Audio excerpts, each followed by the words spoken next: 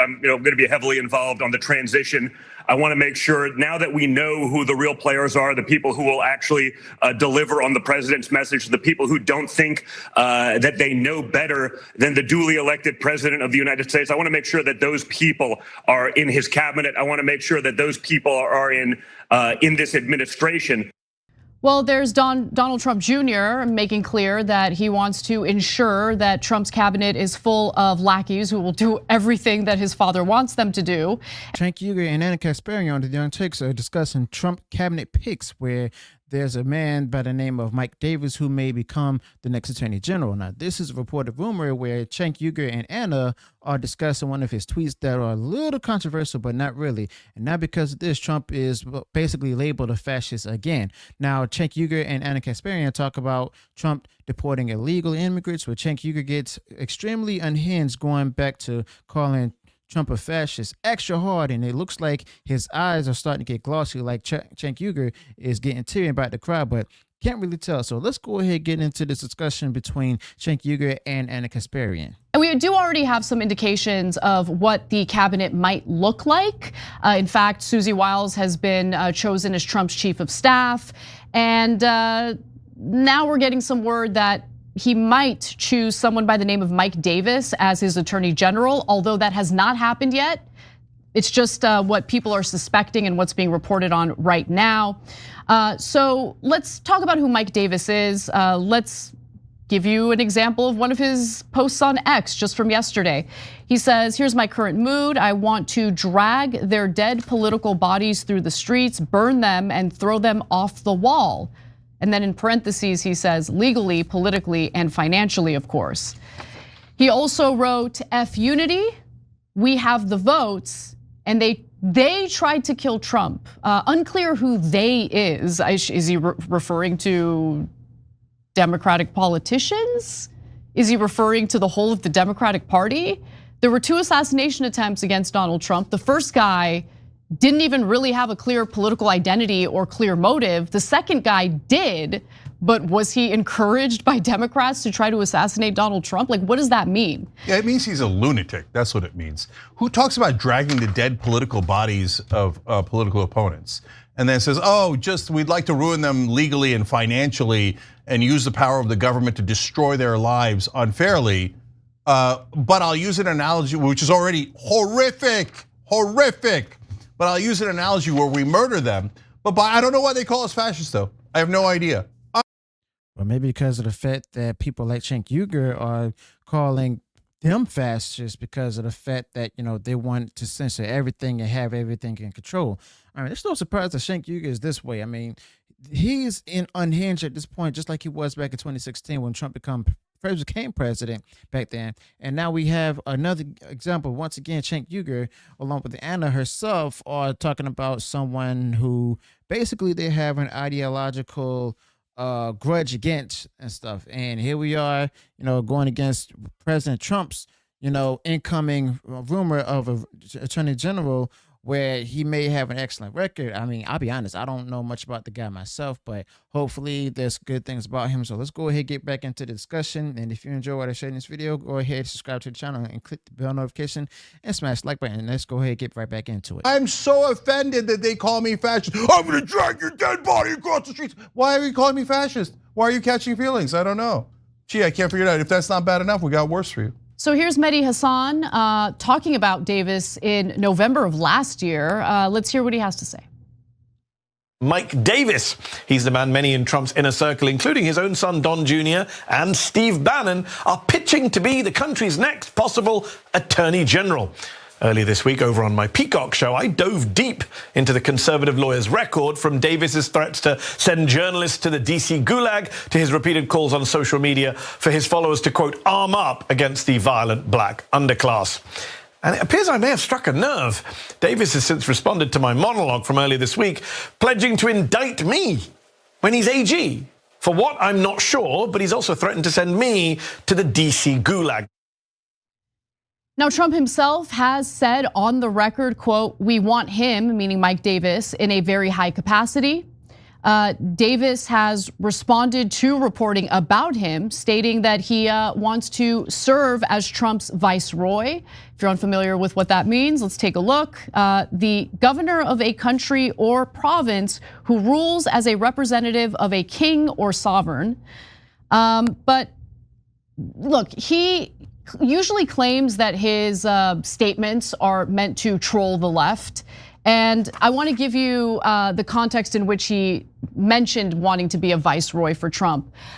So before Bannon went to prison, this is according to reporting from the Washington Post, he noted Davis's busy schedule on his War Room podcast, saying, quote, "You're out there giving talks, conferences. Davis is everywhere. As the next Attorney General of the United States, Davis played along. I'm going to be Trump's viceroy of DC because I don't like democracy," he quipped. "I want more authoritarian powers."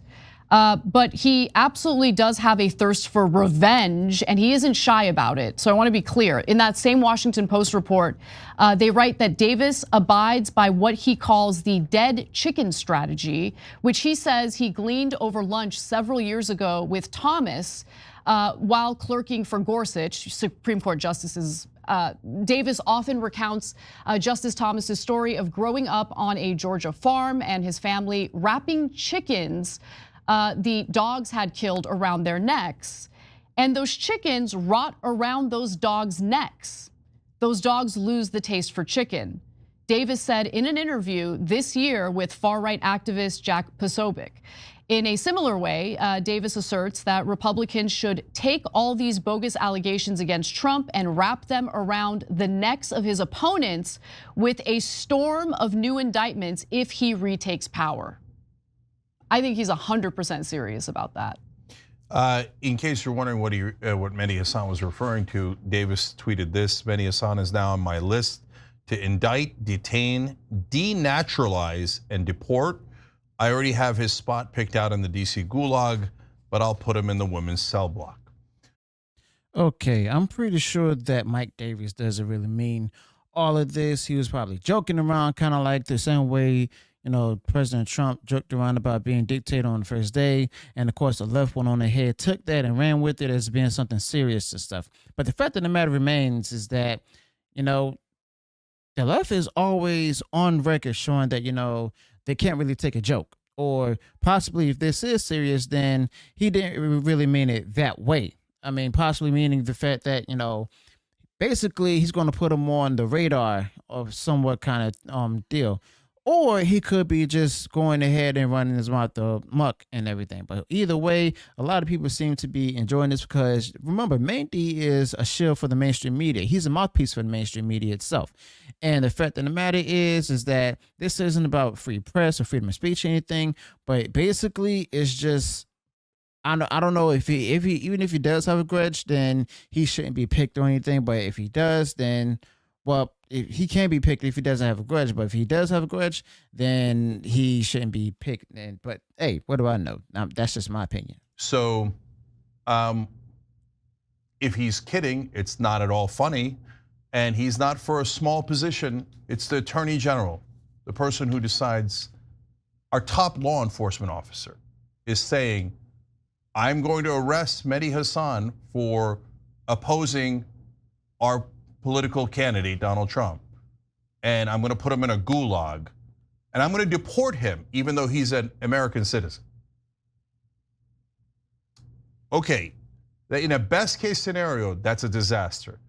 In a realistic scenario, well, when the fascists say, oh, we're going to kill you, we're going to deport you, and then when they do it, everybody gets surprised. Like, oh my God, I didn't know they were really going to do it. How much clearer does he have to be?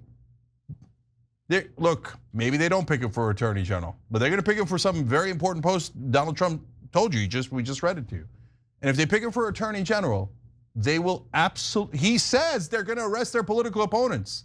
And God help you if you're Muslim, because you're going to oppose Israel and Donald Trump? Why did he pick Mehdi Hasan out of everybody? So now I got to go home and tell my family, hey, maybe we'll get deported. I don't know. So maybe we'll have to figure out what we're going to do. So these people are monsters. There's a reason why we call them fascists. So this is exactly what a fascist says. And then every time they do it, people go, oh my God, no one could have seen it coming. They only told us exactly what they were going to do. Again, Cenk Uygur. The only people calling other people fascists are fascists themselves. Well, it seems to me that Cenk Uygur is probably upset that, those who he deems fascists are being better fascists than him. And Cenk Uygur could be, getting basically jealous at this point. Or, well, I could be wrong, of course, but Cenk Uygur is actually about to go on this unhinged rant calling, Trump and others fascists and everything. So a few more biographical details about him. He has served in the executive branch. Actually, he's served in all three branches of government previously. Let's go to graphic 9 here. Davis has served in all three branches of the federal government, including for President George W. Bush, the Justice Department, House Speaker Newt Gingrich, and current Supreme Court Justice Neil Gorsuch. Davis also led the outside support team for Justice Gorsuch's successful confirmation to the Supreme Court. A lot of the work that he's done in recent years focused on getting conservative federal judges, nominated and confirmed. And he has been very successful on that. And he currently serves at the University of Iowa Political Science Advisory Board. So he's had a political career, and it's interesting that he's been putting out these inflammatory and violent statements. Again, he claims he does it to troll people, but we're having a lot of conversations right now about increased political violence and how people need to be more careful with their rhetoric.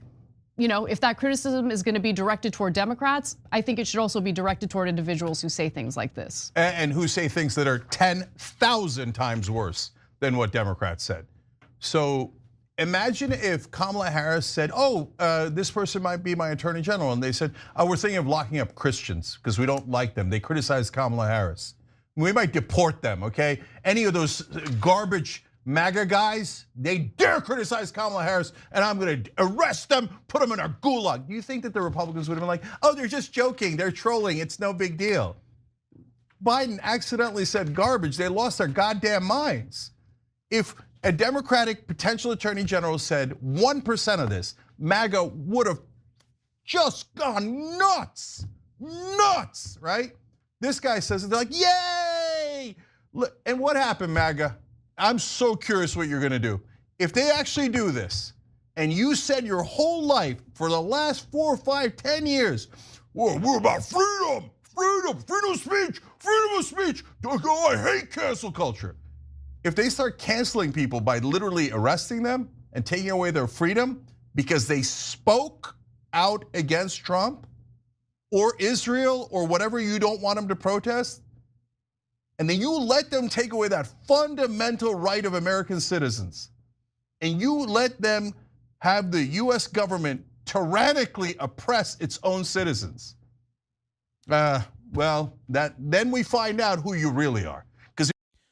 Okay, Cenk Uygur obviously doesn't know what he's talking about, but the point is that Americans have made a decision. Trump won both the Electoral College as well as the popular vote.